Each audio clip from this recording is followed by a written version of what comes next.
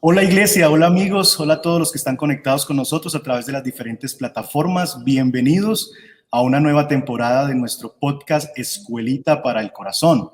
Sabemos que nos habíamos tardado un poco en regresar, pero aquí estamos nuevamente para poder llevar contenido a sus casas, a sus familias, a sus iglesias que creemos que pueden ser de bendición para cada uno de ustedes. Y bueno, estamos en una nueva temporada este año que hemos titulado Acompañando al que sufre. Queremos hacer algunos episodios precisamente para ayudar a aquellos que están en ese rol de acompañantes, sirviendo a aquellos que sufren, para poder darles algunos consejos desde la Escritura y ánimo y aliento en esa labor tan linda, pero también agotadora en la que el Señor, por su gracia y por su soberanía, les ha puesto. Y el día de hoy arrancamos con pie derecho. ¿Y con qué pie derecho? Y es con dos amigos y hermanos muy queridos que son de esos contactos que Dios permite a través de las redes sociales y de servir juntos. Y se tratan de nuestros queridos Ale Sura y su esposo Estefan. Tiene acento en la A. Así. Bien. Bienvenidos, Ale y Estefan. ¿Cómo están? Muy bien, gracias a Dios. Muy bien. Sí, muchas gracias. De verdad, estamos felices de estar aquí contigo, Jairo. Gracias. Sí. Gracias a Dios. Bienvenidos y gracias por aceptar la invitación. Bueno, cuéntenos un poquito antes de entrar en materia de ustedes. ¿Quiénes son? ¿Qué hacen? ¿Dónde están? Para que podamos conocerles un poquito mejor. Bueno, yo me llamo Alejandra Sura, tengo una maestría en consejería bíblica y vivo aquí con mi esposo en Filadelfia, en Estados Unidos. Y nuestras dos gatitas. Somos, Estefan y yo tenemos casi 14 años de casados. Cuando nos conocimos en Costa Rica, nos conocimos en el seminario, posterior a eso nos casamos. Y un año después o algo así de casados, fuimos parte de una plantación de una iglesia donde Estefan fue anciano por 5 años, más o menos, ¿verdad? 5 años, bueno, más o menos. Sí, por ahí. Pues tuvimos varias experiencias que tal vez él nos va a contar un poco más con detalle, pero más o menos en el 2016 nos vinimos para acá para que yo pudiera sacar la maestría en consejería bíblica en Westminster Theological Seminary. Yo era fotógrafa cuando vivía en Costa Rica, era fotógrafa profesional, también tenía una empresa de video. Todo eso quedó atrás en el pasado para volverme a esta cosa tan linda que es la consejería bíblica. Y yo soy su esposo. Sí. Sí, yo me llamo Stefan Félix Kent. No compartimos apellido, así como lo normal en Latinoamérica. Como en algunos países, que qué bonito que es, que uno puede tomar, pero en Costa Rica no se puede tomar el apellido del marido. Aquí tampoco. Yo. Colombia. Ok. Yo soy mitad dominicano, mitad americano. Mi papá es dominicano. Yo nací en la República Dominicana, en Santo Domingo. Pero me crié aquí en el estado de Kansas, que es de donde mi mamá, en el puro centro del país. Y me fui para Costa Rica como en 2005 y estuve ahí 11 años antes de volver acá con ella. Y estudié y después fui misionero a tiempo completo. Entonces, como dijo ella, plantamos una iglesia, entonces ministerio pastoral y traducción bíblica y entrenando a pastores y cosas así. Okay. Ahora, ¿qué haces? Ahora soy consultor de traducción bíblica con los traductores bíblicos Wycliffe. Wow, qué lindo trabajo. Para nerditos. Oh, yes. Y algo que estabas trabajando a nivel de Apocalipsis. ¿Cómo? Vi algo que estabas trabajando con Apocalipsis, ¿no? Ajá. Que los lives. Puse una foto de ti estudiando en mis historias, porque yo estoy en Instagram. Entonces, si quieren seguirme en Instagram, Alesura. Puse a Estefan ahí y estabas estudiando y repasando todo lo que estamos hablando en la serie de Apocalipsis en Instagram. Muy interesante. Okay. Sí, estamos haciendo una serie ahí de ciertas cuestiones sobre Apocalipsis.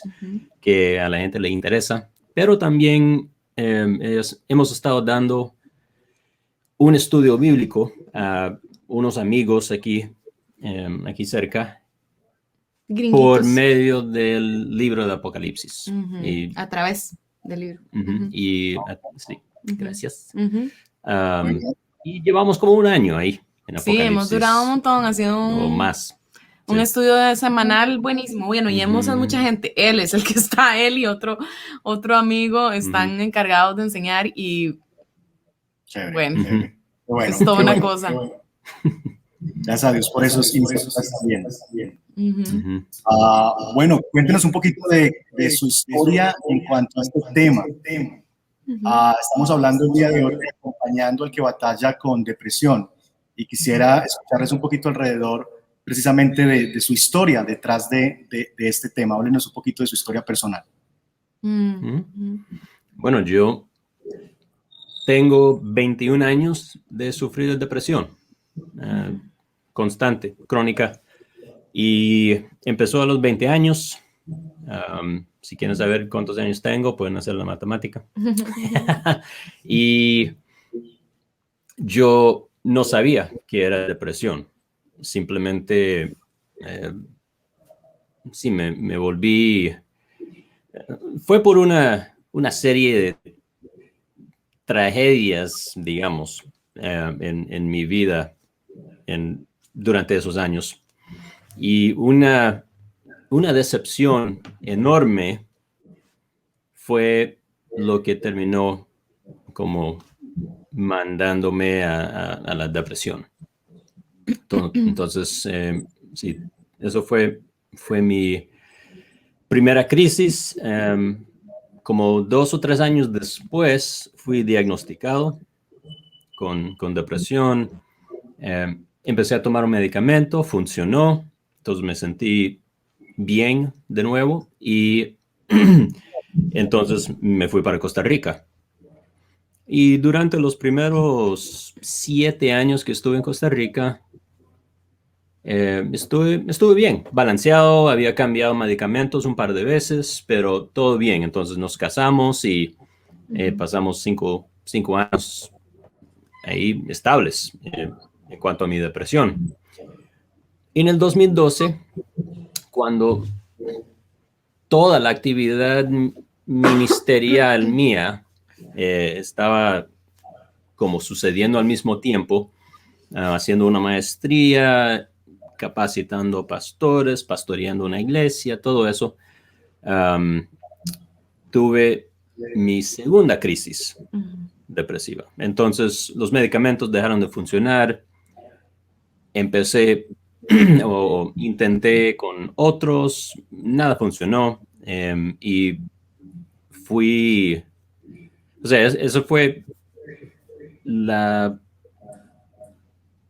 peor depresión que había experimentado hasta el día de hoy. Fue hasta el fondo. Y pasé como un año totalmente discapacitado, básicamente. Sí, discapacitado. Sí. Mucho tiempo en la cama y sin hacer mucho, tuve que salir de todo ministerio casi. Solo seguía haciendo mis viajes para capacitar a pastores y líderes de vez en cuando, pero todo lo demás tuvo que desaparecer, me salí. Y fue que un trayectorio de varios años muy deprimido, intentando diferentes cosas. Fuimos, después de como un año, decidimos ir a donde una psicóloga cristiana, porque era lo único que había ahí en Costa Rica. O sea, no sabíamos nada de consejería bíblica, ni habíamos escuchado del término, no conocíamos a nadie que lo hacía. Ni siquiera después de aprender qué era y que existía, no hay. No hay consejeros en bíblicos. Latinoamérica, sí. Y en Estados Unidos pocos. Sí. Realmente. Entonces la psicóloga cristiana, esa fue básicamente la opción y eso sí ayudó hasta cierto punto, pero solo eso, hasta cierto punto. Y ya empezamos a chocar teológicamente y decidimos que sí, hasta ahí llegamos con ella. Y después de eso, o como al mismo tiempo, algo así, fuimos aprendiendo más y más acerca de la consejería bíblica. Y yo estaba leyendo libros, tenía un mentor que me ayudó bastante y sí, y eso fue cuando el Señor llamó a mi esposa, de hecho, a la consejería. Y creemos que un poco la consejería bíblica ya cuando entró, ¿verdad? Todo eso, empezamos a leer a Ed Welch, empezamos a leer a Spurgeon, y eso empezó a abrir los ojos de Estefan como que cómo estaba viendo él su depresión, y vamos a hablar un poquito más de esos detalles en un momento para ponernos más prácticos, pero sí, ya después de eso el Señor me llamó, nos vinimos para Estados, él llegó a mejorar un poco, y en estos momentos actualmente Estefan sigue luchando con depresión, ¿verdad? Pero es más manejable, a veces hay días un poco menos malos que otros, no es como en esa crisis donde realmente no podía ni siquiera levantarse de la cama, ¿verdad? Sí, es una persona con depresión, pero funcional, trabajando, haciendo lo que tiene que hacer. Entonces, es importante reconocer los diferentes tipos de presentaciones que tiene, ¿verdad? La depresión, que podemos hablar en un momento. Pero eso es más o menos la historia. Y por mi lado, digamos, en medio de todo eso, yo también buscando diferentes formas de ayudarle, pero al mismo tiempo descubriendo la consejería. Y bueno, todo eso nos llevó realmente al lugar donde estamos hoy. Ok. Bueno, precisamente quisiera que conversáramos un poquito de eso, porque en el caso de ustedes, fueron ya cuando llegaron a esta situación de estar juntos y esto, ya había un antecedente de depresión, pero muchas veces la persona que vive esto no es consciente de que lo está encarnando, viviendo. ¿Cómo podemos saber que a quien amamos está en una situación de depresión? ¿Cómo alguien que es un acompañante podría llegar a ver cuáles serían algunos signos que podría darle a esta persona como de alarma para pensar que su ser querido está quizás lidiando con depresión? Sí, y de hecho, Estefan duró 3 años antes de que lo diagnosticaran. Entonces, realmente muchas personas dura mucho tiempo. Dentro de la iglesia, además, hay una serie de estigmas que rechazan la idea de la depresión y que se piensa como que usted es cristiano, usted no puede estar deprimido, usted tiene que tener el gozo del Espíritu. Rechace eso, lea más la Biblia, Cristo es suficiente, haga más ejercicio, usted puede salir de eso, usted nada más tiene que dejar de pensar en su pasado. Es decir, hay una serie de acetaminofén, digo yo, ¿verdad? Que te dan casi que como a que se te quite el dolorcito en ese momento. Entonces, yo creo que por lo menos los líderes de las iglesias y las personas que, en general, que estamos con personas que nos rodean, que quizás puedan presentar una serie de síntomas consistentemente y en conjunto. Es decir, existe, por ejemplo, la depresión del ciclo menstrual, ¿verdad? Hormonal que la mujer vive. O sea, yo experimento eso 1 o 2 días y es más, hay veces que estoy tan deprimida, a mí se me olvida y entonces yo le digo, yo no sé qué me pasa, es que siento esto y Estefan me dice, suave, ¿qué día soy? Y entonces eso me recuerda, mira, sí, es la parte hormonal que está ahí. Otras mujeres se ponen de mal humor, otros les da más hambre, a otras tienen cuestiones físicas, pero bueno, hay muchas mujeres que vivimos esa depresión hormonal.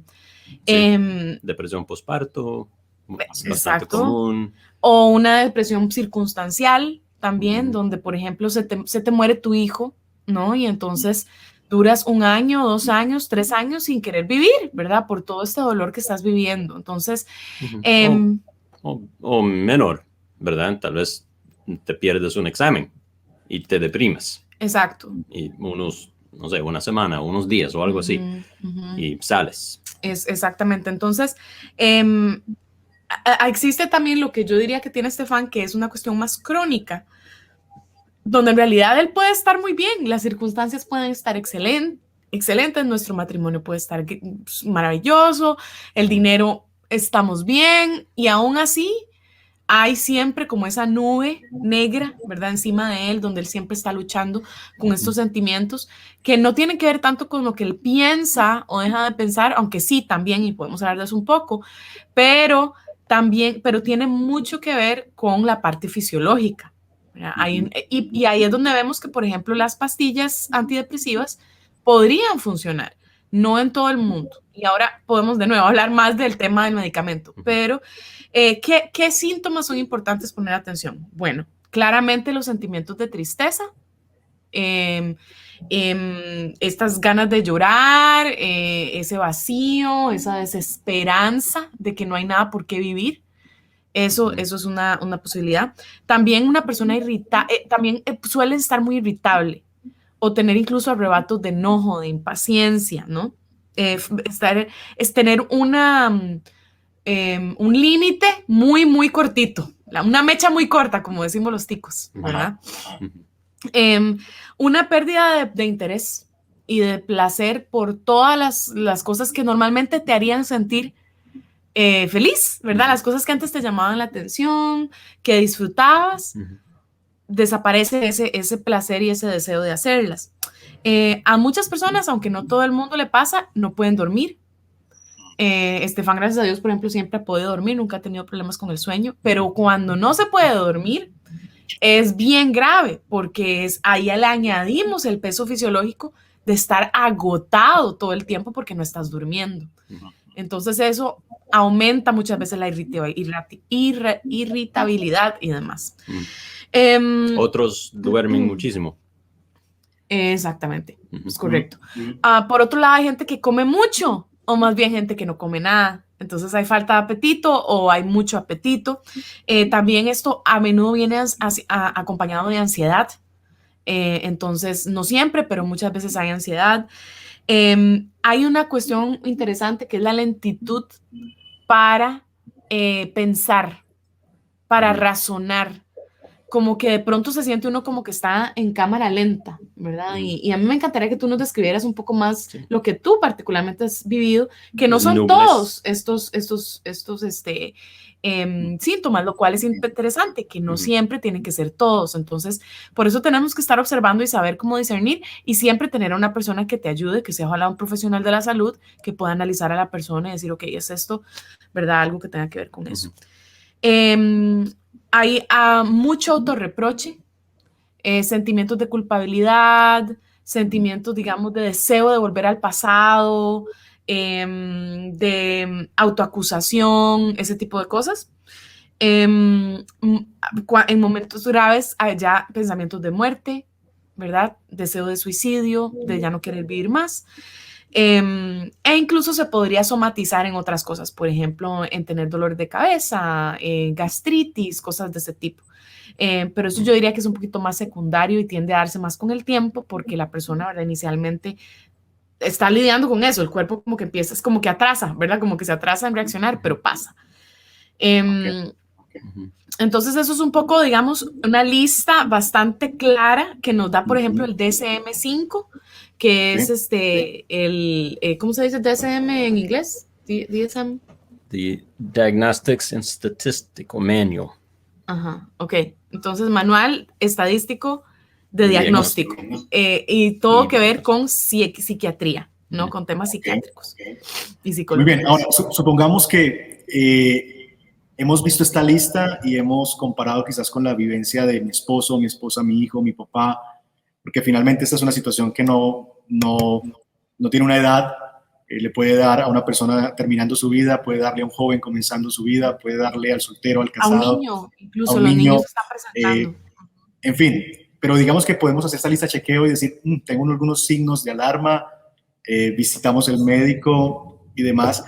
¿Cuáles en tu experiencia, Ale, son como algunas reacciones instintivas, naturales, iniciales, desde la perspectiva de quien acompaña? cuando se da cuenta de estas situaciones? ¿Cuáles son como las primeras reacciones, sí, de esa manera, como instintivas, naturales, que una persona que acompaña, que está cerca del que está luchando con esto, tiene en sus primeros momentos en vivir esto? Es una buena pregunta y conocemos diferentes casos, ¿verdad? Entonces, está desde la persona como que empieza a observar y se da cuenta que este no es el carácter normal de su pareja, de su hijo, ¿verdad? De su tío, y empieza a observar y se empieza a preguntar qué está pasando, pero además también está del otro lado recibiendo un poco esa irritabilidad, ese enojo, todo ese tipo de cosas. Entonces, de pronto puede ponerse o defensiva y enojada también, porque ¿qué le pasa? ¿Por qué me está tratando así? O más bien empiece más bien a hacer preguntas y a decir, ok, ¿qué está pasando? Esto no es normal. Por supuesto que lo preferible es lo segundo, pero es también tan fácil de confundir porque una persona simplemente puede tener problemas de carácter y ser muy irritable y no saber que está deprimida. Es más, puede ir al trabajo todos los días, estar proveyendo para su familia, todo tipo de cosas, y aún así vivir en este constante sentimiento de la vida no vale la pena y además de estar enojado y todo lo demás. Entonces es realmente una línea muy delgada y al mismo tiempo, incluso para la persona con depresión, la tentación de actuar de esta forma no quiere decir que no la puede controlar. Ese tema lo tocamos también, o de nuevo en otro momento. Hay muchas cosas que tenemos que hablar. Pero para contestar tu pregunta, lo que yo veo más a menudo, lastimosamente, es supérelo. La actitud de usted tiene mala actitud, es que no, ¿verdad? No. Pereza. Sí, que perezoso. Es que la persona es perezosa y ¿qué le pasa? Y muchas veces es de una pareja que está enfadada con la otra persona porque no quiere hacer las cosas, no sé, no quiere arreglar las cosas en la casa o ayudar o ir a trabajar y solo pasa viendo Netflix o el teléfono o algo así. Y entonces, sí, hay impaciencia, como, ay, pero levántate, hagamos algo. Sí. Exacto. Okay. Para mí fue más fácil actuar con Estefan, digamos, de la otra forma. ¿Por qué? Porque yo ya sabía que él venía con un diagnóstico. Entonces yo sabía que lo que estaba pasando no era solo porque él lo escogiera, pero, por ejemplo, recuerdo algo que yo he contado esto en algunos momentos como que impactante para mí, que fue el hecho de que en algún momento estaba tratándome muy mal, irritable, y entonces después ese mismo día llegó, me pidió perdón y yo le dije, mi amor, yo te entiendo, yo sé que te sentís mal, o sea, tranquilo. Y Estefan me dijo, Ale, es que nada, no importa cómo yo me sienta, eso no es excusa para que yo peque contra ti. Y eso a mí me abrió los ojos también, porque me di cuenta que a pesar de que él en esos momentos estaba teniendo una serie de síntomas de su depresión, propias de la depresión, eso no quiere decir que entonces ya perdiste todo tu autocontrol y no puedes como realmente decidir honrar al Señor incluso en esas circunstancias, ¿no? Excelente. Sí. Dale. Bueno, hay un par de cosas que me parecen muy importantes aquí cuando estamos tratando de discernir si alguien tiene depresión. Uno es, esto depende de conocer a la persona. Entonces, y que este síntoma sea un cambio de su actuar normal, de su personalidad. Si conoces a alguien, pero o sea, es una persona impaciente, irritable y vaga. Ok, entonces probablemente no estás deprimida. Pero si te casaste con alguien que era de cierta forma y de repente, y tal vez no de repente, puede suceder gradualmente, pero ahora sí es impaciente cuando era muy paciente y no quiere hacer nada cuando era buen trabajador y activo y todo eso. Ahí sí hay que empezar a pensar, ser un buen observador, ¿verdad? Ok, ¿qué está pasando aquí? Y también se requiere varios síntomas al mismo tiempo. Ujú. O sea, estamos hablando de por lo menos 4 síntomas deben de presentarse. Ujú. Ujú. Ok, excelente. Ahora, creo que se ha elaborado mucho alrededor de los desafíos para aquel que está caminando con la depresión y lo difícil que es para esta persona, en un sentido, sentir que está avanzando en la vida y que está como logrando ir adelante. Pero desde la perspectiva del acompañante, ¿cuáles son como los mayores desafíos que el acompañante vive? Y creo que tú tocabas uno, Ale, y es ese tema de hasta dónde yo puedo quizás cubrir la falta desde la perspectiva de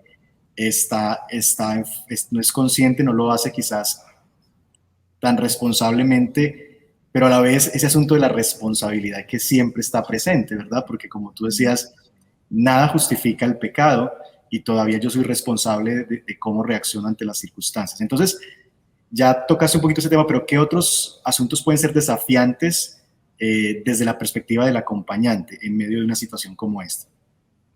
Sí, como Estefan mencionaba, también es que depende tantísimo de qué tanto, ¿verdad? Conocemos a la persona y de qué, y qué realmente, también incluso cuál es el camino de la persona con el Señor, ¿verdad?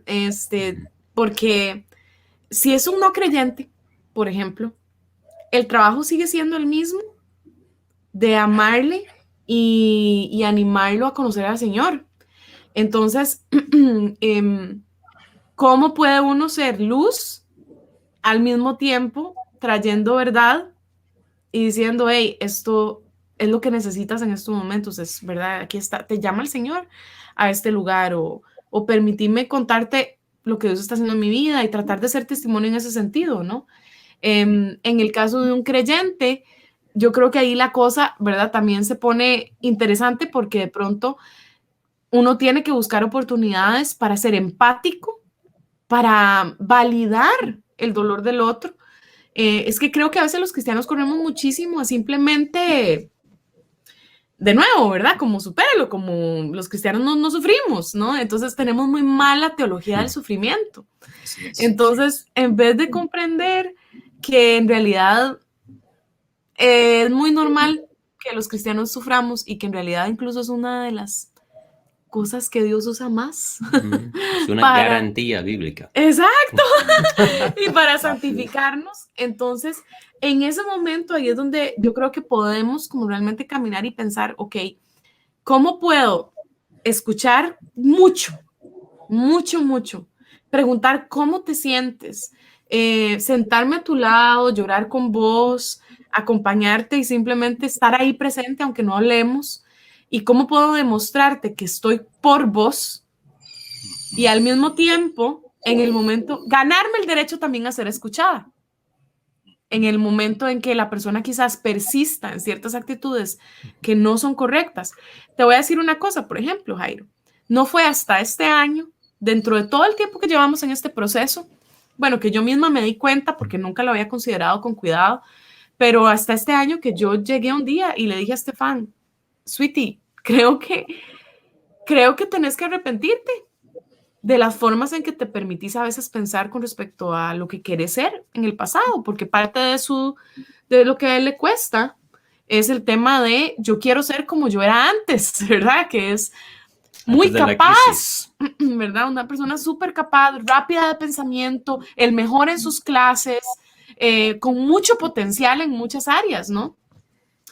Entonces, él muchas veces, ¿verdad? No me lo dice, pero yo sé que, porque me lo cuenta de vez en cuando, que lucha con desear ser esa persona que fue.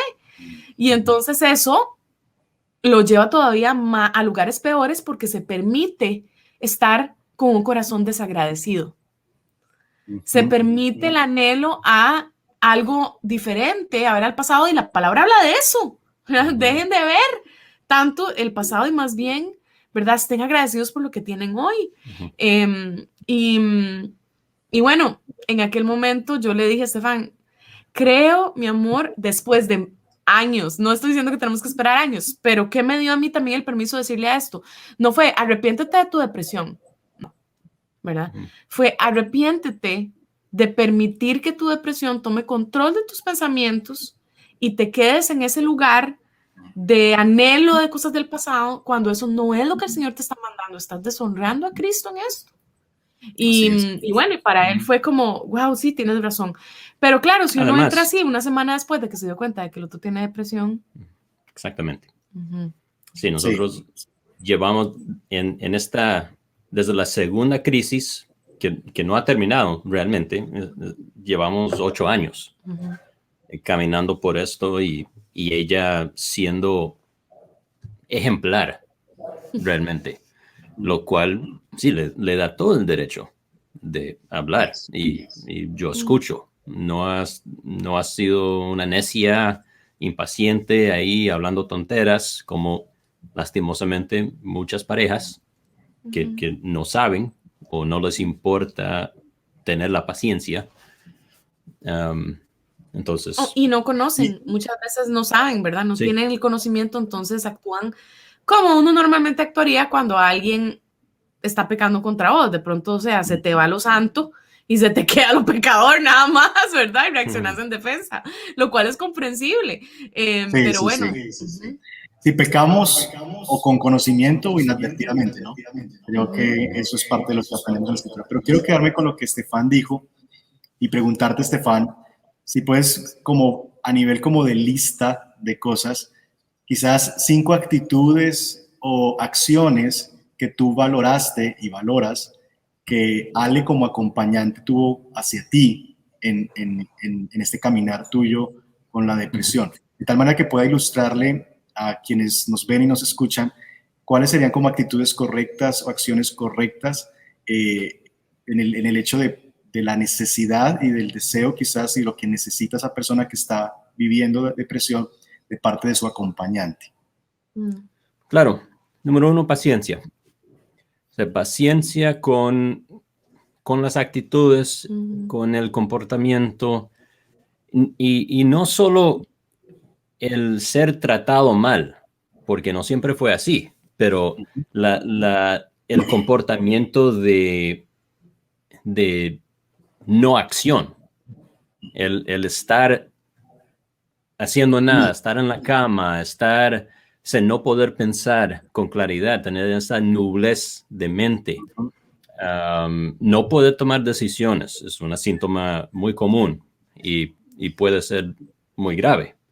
O sea, las personas pueden literalmente no poder tomar una decisión más sencilla, como, ¿qué quieres cenar hoy? ¿Quieres que pidamos pizza o sushi? O patacones. Ya sabemos qué quieres vos.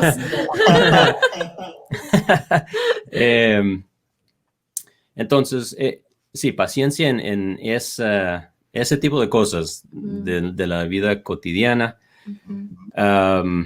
Espacio. Cuando... Sí, poder simplemente darme espacio, como, ok, tranquila, yo voy a hacer mis cosas y si me necesitas, ahí estoy, pero no estar encima mío, insistiendo, no ser necia. Muy importante eso. No lo digo con ligereza. Sí, ligereza. A ver, silencio y acompañamiento cuando lo necesito. No asumir que ella sabe lo que estoy experimentando y tampoco entonces tratar de arreglarlo. Eso es un grave error, porque no sabes lo que está pasando y no puedes arreglarlo, ¿verdad? A menos que hayas pasado por ahí. Entonces, mejor escuchar mucho de la persona y sí. Ok, excelente. Sí. Bueno, quisiera terminar con 2 cosas. La primera es hablar un poquito en torno a de qué forma vivir esta circunstancia desde la perspectiva del acompañante es una bendición, o Dios puede, no, es una bendición en las manos del Señor. Porque creo que siempre pensamos en la bendición que es el acompañante para el que lo está padeciendo, pero creo también que quien acompaña en ese rol encarna también algunas bendiciones y recibe algunas bendiciones. ¿Cuáles serían, Ale, en tu experiencia, cosas que tú dices, doy gracias a Dios por esta situación en la que me permito acompañar, porque veo estas bendiciones que Dios ha permitido a través de esta circunstancia? ¿Cuáles serían algunas de esas bendiciones que tú como acompañante has recibido en este proceso? Sí, me encanta esa pregunta porque en realidad nunca lo he visto, digamos, o sea, sí lo he pensado, pero nunca me lo han preguntado, ¿verdad? Y nunca lo he expresado con la boca. Entonces, es algo que hemos hablado un poco con nosotros, ¿verdad? Pero sí, realmente tienes la oportunidad de encarnar a Cristo de una manera muy especial porque estás caminando con el enfermo, ¿verdad? Y tal vez no puedes como sanarlo como Cristo hizo, ya quisiera, pero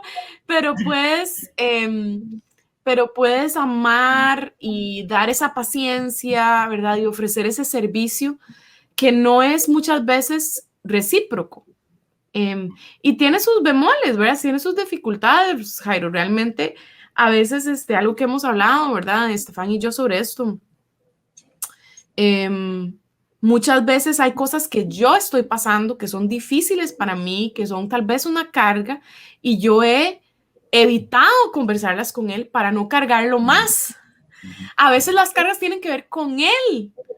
Entonces, yo decirle a él eso es enviarlo a la tierra de nunca jamás volverá, porque entonces se va a sentir, además de que se siente mal, se siente que es el fracaso de esposo, el que mejor sería que se hubiera muerto y que no estuviera conmigo, ¿verdad? O sea, esos son los pensamientos que le pasan por la cabeza. Entonces, muchas veces yo pienso, yo no quiero decir nada que lo haga él creer que eso es verdad, porque no es verdad, ¿verdad?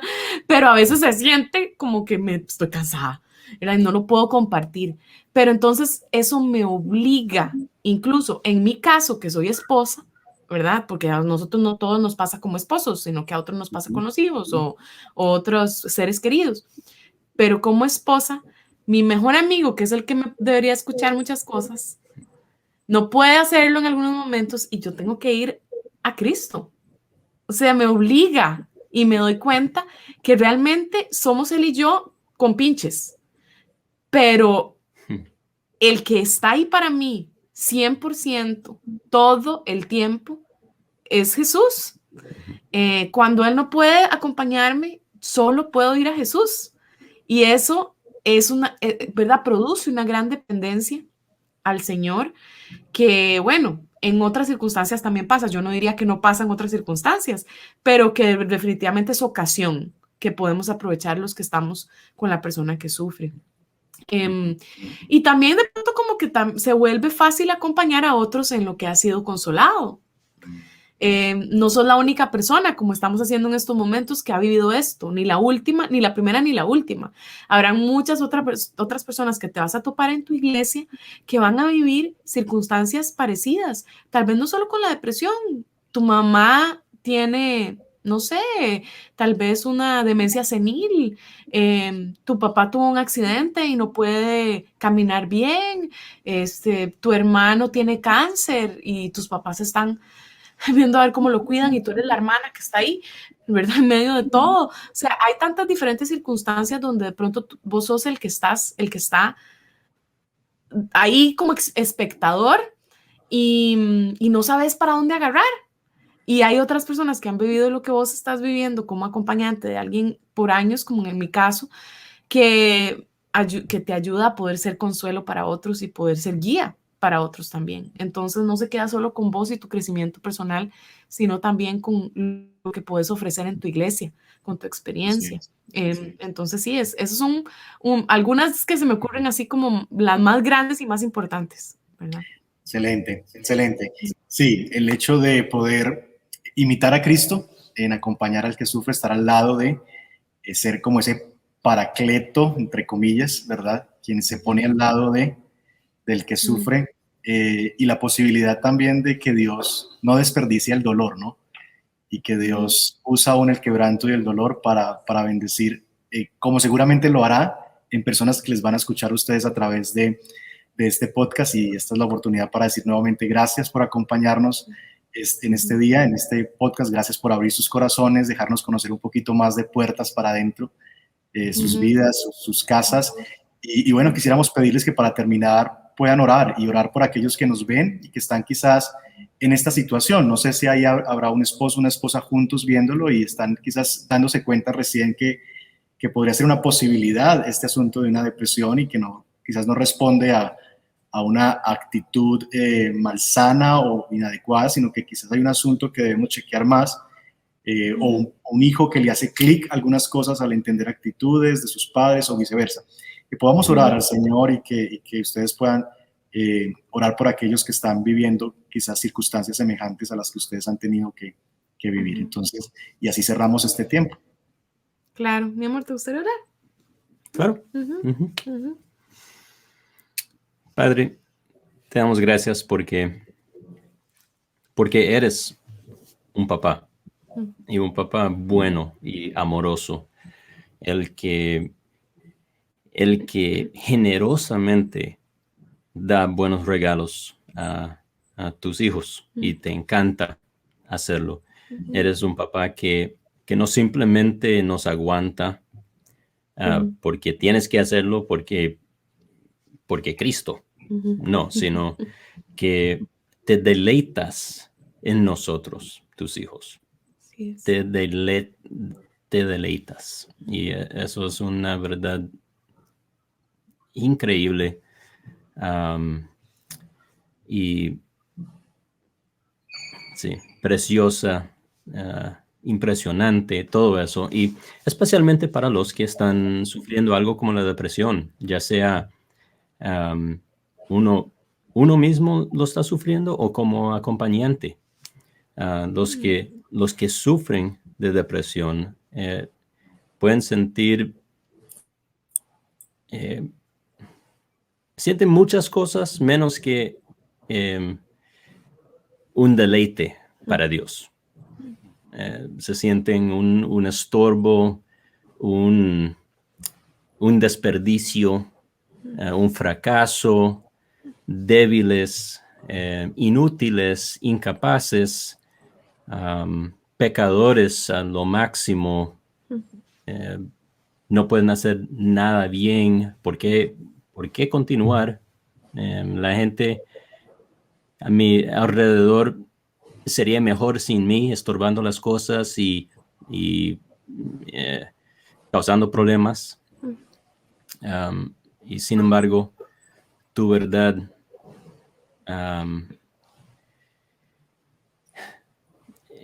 entra en esa oscuridad como el sol. La verdad de que nuevamente tú te deleitas en nosotros, te regocijas por nosotros, y los acompañantes también pueden estar desesperados, no sabiendo qué hacer y totalmente impotentes para hacer cualquier cosa. Y eso es increíblemente frustrante, especialmente si tienes gran amor por la persona que está deprimida. Pero de nuevo, ahí estás tú. Tú estás no lejos, viendo del cielo lo que pasa y dejándonos solos, sino que estás ahí mismo, en medio de la depresión, en medio de la relación, aquí a la par, caminando con nosotros de la mano, guiándonos. Y simplemente te adoramos por eso. Te adoramos, Padre. Y sí, esta lucha puede ser bien difícil y bien larga, pero te pido que des, y te pido con toda la confianza que les des gracia a las personas que nos están escuchando que están en esta situación como nosotros.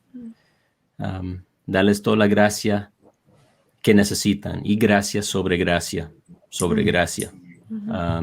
Y darles las fuerzas por medio de tu Espíritu Santo que mora en ellos, y que sea todo para tu gloria, y en el nombre de Jesús. Sí, Amén. Amén. Amén.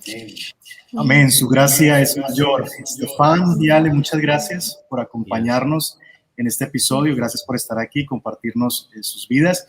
Y a ustedes, si este episodio ha sido de bendición, pues no olviden compartirlo en sus redes sociales y bendecir a otras personas a través de este contenido. Así que gracias por estar ahí pendientes y nos vemos en una próxima oportunidad. Bendiciones. Gracias por acompañarnos. Esperamos que este episodio haya sido de bendición para tu vida. No olvides, suscríbete al canal. Te esperamos en nuestra próxima entrega.